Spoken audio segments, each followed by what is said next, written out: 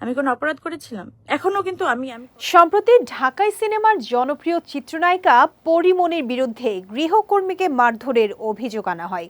এমনকি বিষয়টি নিয়ে পরীর বিরুদ্ধে থানায় জিডিও করেছেন পিঙ্কি আক্তার নামের ওই গৃহকর্মী। তার ভাষ্য, 1 বছরের কন্যা সন্তানকে খাবার খাওয়ানোকে কেন্দ্র করে তাকে মারধর করেন পরীমনি।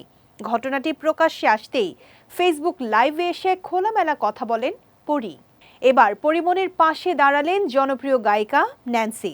সামাজিক যোগাযোগ মাধ্যম ফেসবুকে গৃহকর্মীদের প্রসঙ্গে এক দীর্ঘ স্ট্যাটাস দিয়েছেন ন্যান্সি। নিজেও বেশ কয়েকজন গৃহকর্মীর প্রতারণার শিকার হয়েছেন বলে জানিয়েছেন এই গায়িকা। ন্যান্সি লিখেছেন, গৃহকর্মী নির্যাতিত হয় যেমন সত্যি, ঠিক তেমনি কিছু গৃহকর্মীর দ্বারা গৃহকর্ত্রীও কম সমস্যার মুখোমুখি হয় না।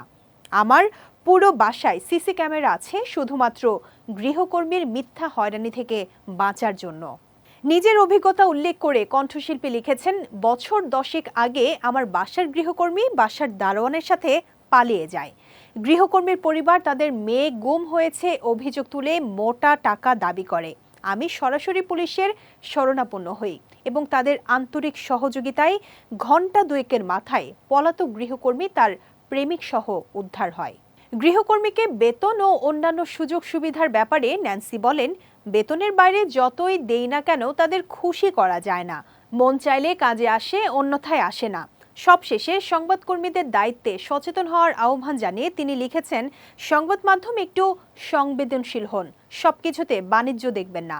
নির্যাতিতার পরিচয় গৃহকর্মীও হতে পারে, আবার গৃহকর্ত্রীও হতে পারে। সত্যিকারের ভুক্তভোগীর পাশে দাঁড়ান।